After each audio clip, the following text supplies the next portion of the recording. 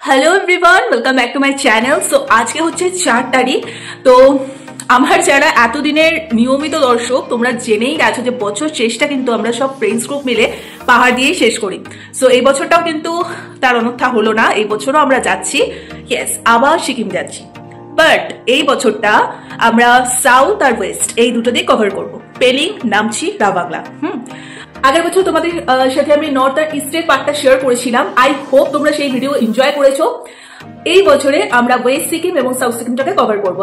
আর খুব সত্যি কথা, আমি জানি এগুলো হয়তো তোমরা বিশ্বাস করবে না, বাট এটাই কিন্তু সত্যি যে আমাদের এই বছরে সিকিম যাওয়ার কিন্তু কোনো রকম কোনো পরিকল্পনা ছিল না। লাস্ট মোমেন্টে এসে আমরা ঠিক করি যে না, সিকিমেই যাবো। ইনফ্যাক্ট আমাদের এই বছরে অন্য জায়গায় ঘুরতে যাওয়ার প্ল্যান ছিল।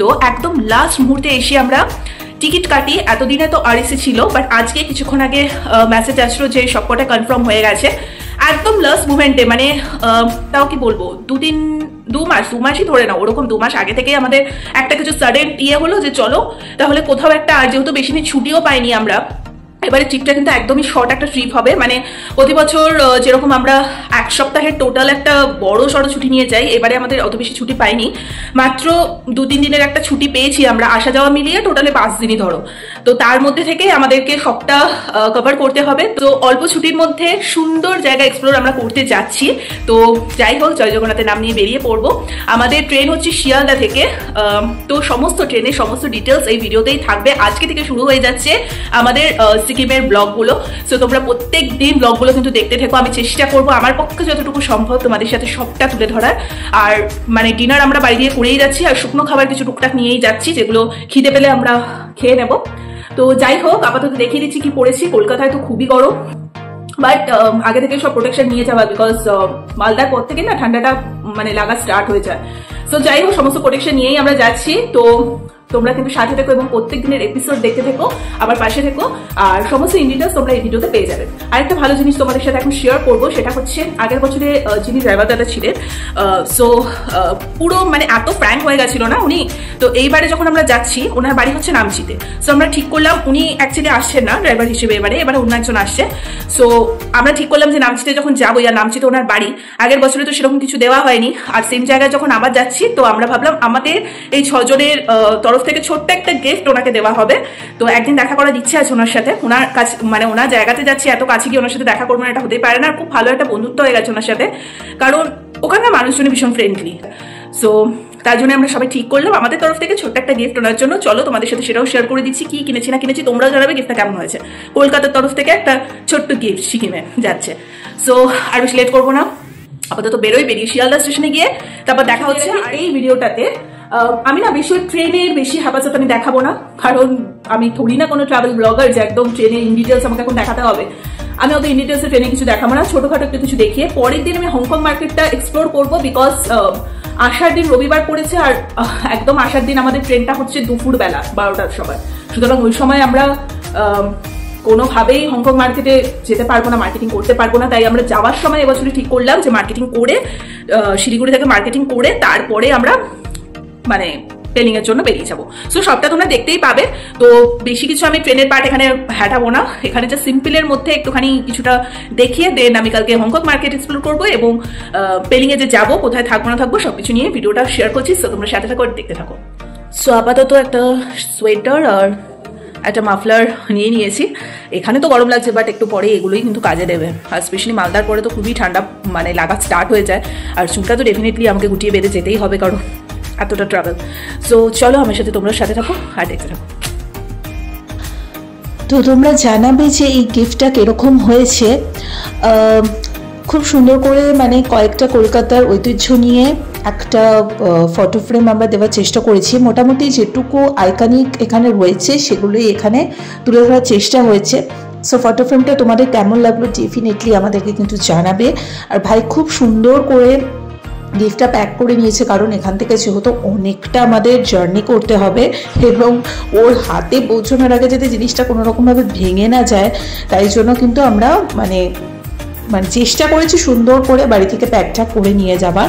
তো যাই হোক, হয়তো মানে খুব বেশি দিনের আমাদের পরিচয় না, কিন্তু ওই বলে না যে মানুষের স্বভাবটাই আসল, স্বভাব ভালো থাকলে কিন্তু ভালো একটা সম্পর্ক হয়েই যায়।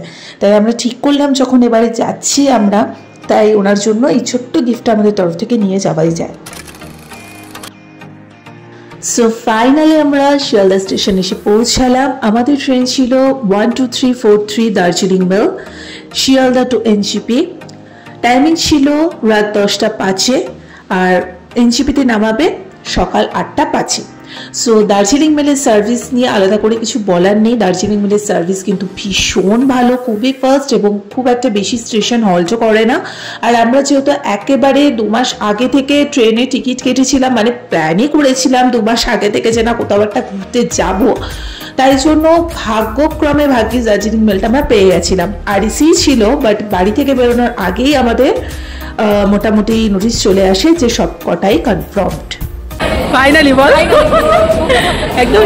ট্রেনের টাইমিং 10টা 10:02, আর এখন 9:40-এর বেশি হয়ে গেছে। দৌড়ে দৌড়ে রীতিমতো আসলাম, এসে ট্রেনটাতে মোটামুটি উঠে পড়েছি, মানে সমস্ত লাগেজ ফাগেজ রাখা হয়ে গেছে। আপাতত এখন উঠবো আমরা, তো রীতিমতো যুদ্ধ করে তাড়াতাড়ি আসলাম আর কি। তারপর আমরা সবাই ট্রেনে উঠে গেলাম এবং সবাই যে যার মতো করে বসে পড়লাম। আর লাকিলি আমরা সব বন্ধু বান্ধবরা একসাথেই ছিলাম একই কামরাতে, কারণ বন্ধু বান্ধব একসাথে জার্নি করলে না, মানে ওই আলাদা আলাদা জায়গায় বসলে ঠিক ব্যাপারটা জমে না। সবাই হইচই করে আনন্দ ফুর্তি করতে করতে আমরা যাব, এটাই তো বিশেষত্ব ফ্রেন্ডস গ্রুপ মিলে ট্রিপ করা। সো লাকিলি আমরা পেয়ে গেছি, আসা যাওয়া দুটোতেই পেয়ে গেছি। এটাকে হয়তো ভাগ্য বলে, মানে শেষ মুহূর্তে আমরা প্ল্যান করেও যে এইভাবে কনফার্ম হয়ে যাবে আবার একই কামরা তো সবাই পড়বে, এটা তো ভাবতেই পারিনি আমরা কেউ। সবই মানে ভগবানের ইচ্ছে যেটা বলে। তো অলরেডি আমরা টুকটাক টুকটাক খাওয়া দাওয়া শুরু করে দিয়েছি, আর দেখতে দেখতে কিন্তু ট্রেনটাও স্টার্ট হয়ে গেছে। আর খুব সত্যি কথা বলতে দার্জিলিং মেলের সার্ভিস কিন্তু খুবই ভালো, মানে একদমই ঠিকঠাক টাইম অনুযায়ী কিন্তু সবটা কভার করে দিয়েছে ওরা। আর আমরা বসে বসে একটু লুডো ফোডো খেলছিলাম, টাইমটাও তো কাটাতে হবে দীর্ঘ সময়। তো আমাদের এই করতে করতেই মানে টাইমটা চলেও গেল সুন্দর করে। আর আমরা তো ডিনারটা করেই এসেছিলাম, তাও টুকটাক যতটুকু খাবার দাবার নিয়ে এসেছিলাম ওই একটু মুখ চালানোর জন্য একটু খাওয়া দাওয়া করলাম। মোটামুটি 3:51 বাজে এখন, মানে মালদায় আপাতত এসে নেমেছে। 3:51 বাজে। ঠান্ডা সে অর্থ খুব একটা নেই, বাট ওই আর কি জড়িয়ে রেখেছি সব কিছু। এখন সব একটু নামলাম, একটু চা ফা খাবো। অলরেডি ছেলেরা তো চলে গেছে চা খেতে, এখন আমরা একটু চা খাবো। আর ট্রেন কিন্তু দুর্দান্ত ট্রেন, মানে ট্রেনের টাইম প্রচুর ফাস্ট, টাইমের আগেই একদম মালদায় ঢুকিয়ে দিয়েছে। সার্ভিস নিয়ে কোনো কথা হবে না, খুব ভালো ফার্স্ট সার্ভিস। মালদায় ঢোকানোর কথা ছিল 4টে কততে জানো, অথচ এখন 3:51 মতো বাজে, এখনই নিয়ে এসছে মালদায়। দেখা যাক কালকে কতক্ষণে গিয়ে এনজিপিতে পৌঁছায়, সাজার করে দেখলাম। আমরা যতবারই নর্থ বেঙ্গলে ট্রিপ করি আমরা মালদা স্টেশনে সব সময় নামি, কারণ মালদা স্টেশনের চাটা কিন্তু খেতে অত্যন্ত টেস্টি হয়। তো যাই হোক, সেই চাটা গরম গরম খেয়ে নিলাম। এই শীতের রাতে গরম গরম চা খাওয়ার মজাই আলাদা। তারপরে এসে একটু চোখটা লেগে এসেছিল সবারই, তো সবাই একটু ঘুমিয়েই পড়েছিলাম। এবং যখন ঘুমটা ভাঙলো তখন দেখলাম অলমোস্ট 5টা বেজে গেছে।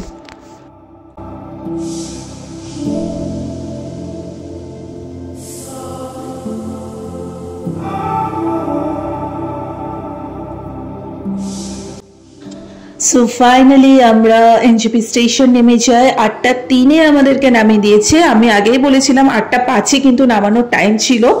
তো যাই হোক, একদম ঠিকঠাক টাইমে অন টাইমে আমাদের এনজিপি স্টেশনে কিন্তু নামিয়ে দিয়েছে।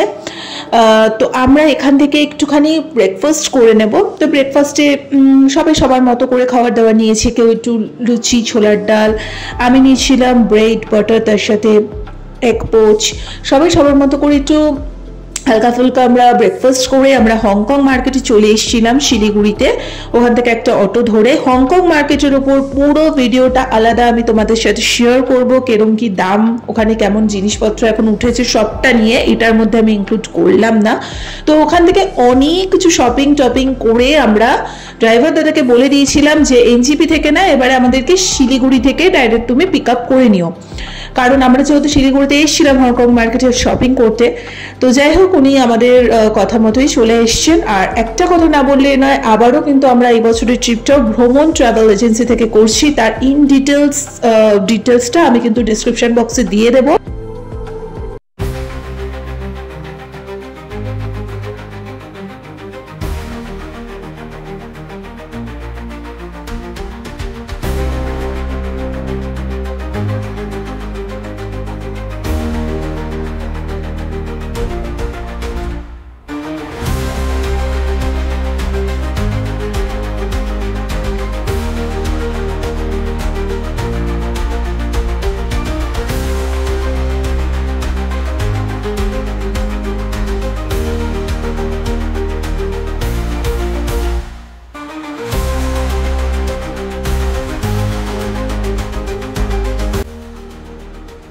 एनजेपी टू पेलिंग এর ডিস্টেন্স অলমোস্ট 4 ঘন্টা 48 মিনিট, মানে 135.5 কিলোমিটার।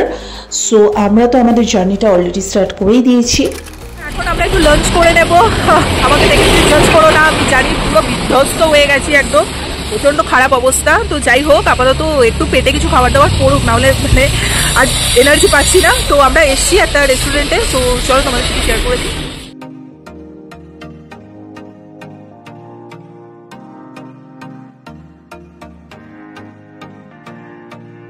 চলো ভিতরে গিয়ে দেখা যাক যে কি খাবার দাবার আছে না নেই। প্রচন্ড খিদে পেয়ে গেছে, সো না খেলে এনার্জি পাচ্ছি না। তো চলো আপাতত খাওয়া দাওয়া করে নিই। তো প্রচণ্ড পরিমাণে সকলের খিদে পেয়ে গেছিল। তো এখন আমরা একটু লাঞ্চের জন্য চলে এসেছি এবং এই রেস্টুরেন্টটা কিন্তু দুর্দান্ত, তোমরা কিন্তু চাইলেই এখানে আসতে পারো। আর একদম রিজনেবল এখানে প্রাইস, কিন্তু খাবারের কোয়ালিটি কোয়ান্টিটি সবটাই কিন্তু দারুণ। আমরা একেবারে বিধ্বস্ত রীতিমতো, কারণ প্রচণ্ড খিদে পেয়েছে আর সারা রাতে ট্রেন জার্নি, তার সাথে মানে এতটা ডিস্টেন্সে আসা তো স্বাভাবিক। তো অনেক কিছু আমরা অর্ডার করেছিলাম, যেমন হচ্ছে প্যান ফ্রাইড মোমো, তার সাথে ছিল চিকেন মাঞ্চুরিয়ান, তার সাথে ছিল ফ্রাইড রাইস। কারণ পাহাড়ে আসবার মোমো ট্রাই করবো না, এটা তো হতেই পারে না।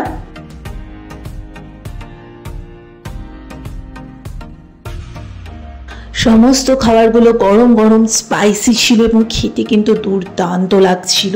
মানে মোমোর যা টেস্ট এবং মোমোর ভেতরে চিকেনের যা ফিলিং দুর্দান্ত, তার সাথে প্রত্যেকটা আইটেমই ছিল এখানে অসাধারণ।